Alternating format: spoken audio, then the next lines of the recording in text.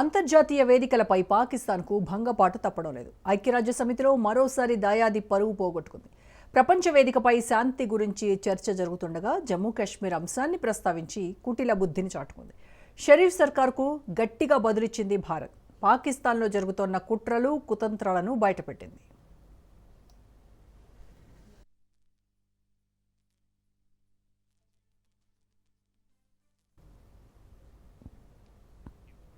ఇటీవల పాక్ మాజీ ప్రధాని ఇమ్రాన్ ఖాన్ను జైలుకు పంపి అతడికి విరోధి అయిన అసీం మునీర్కు సర్వాధికారాలు ఇవ్వటంపై చురకలంటించింది ఇండియా.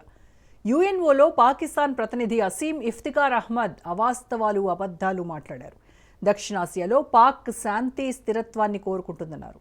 కానీ శాంతి ఏకపక్షంగా ఉండకూడదంటూ జమ్మూ కాశ్మీర్ వివాదంపై సమస్య ఇంకా మిగిలిందన్నారు. దీనికి న్యాయమైన పరిష్కారం అవసరమన్నారు. సింధు జలాల ఒప్పందాన్ని భారత్ ఏకపక్షంగా నిలిపివేసిందంటూ ఆరోపణలు చేశారు పాకిస్తాన్ ప్రతినిధి అసీం ఇఫ్తికార్ అహ్మద్.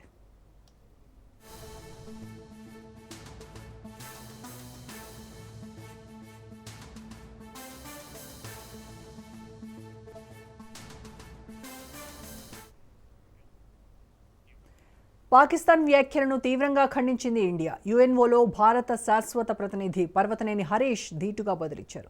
జమ్మూ కాశ్మీర్, లదాఖ్లు భారత్లో అంతర్భాగమేనని స్పష్టం చేశారు. భారత్తో పాటు తమ దేశంలోని ప్రజలకు ముప్పు తలపెట్టడంపైనే పాక్ పాలకులు దృష్టి సారించారని విమర్శించారు హరీష్ పర్వతనేని. 65 ఏళ్ల క్రితం విశ్వాసం, సంకల్పం, స్నేహస్ఫూర్తితో భారత్ సింధు జలాల ఒప్పందం కుదుర్చుకుందన్న విషయాన్ని ఆయన గుర్తు చేశారు. తమపై పాకిస్తాన్ 3 యుద్ధాలు, వేలాది ఉగ్రదాడులకు పాల్పడి ఒప్పందాన్ని ఉల్లంఘించిందన్నారు.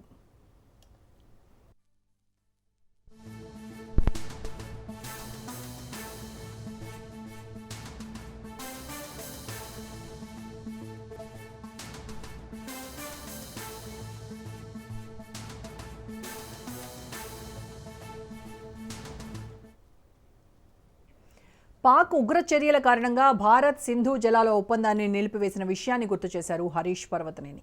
4 దశాబ్దాల్లో పాక్ ఉగ్రవాదుల దాడుల వల్ల 10,000 మంది భారతీయులు ప్రాణాలు కోల్పోయారు. జమ్మూ కాశ్మీర్లోని పహల్గామ్ ఉగ్రదాడిని కూడా ఆయన ప్రస్తావించారు. పాక్ ఉగ్రవాదం ఏ రూపంలో వచ్చినా భారత్ దాన్ని శక్తివంతంగా ఎదుర్కొంటుందన్నారు.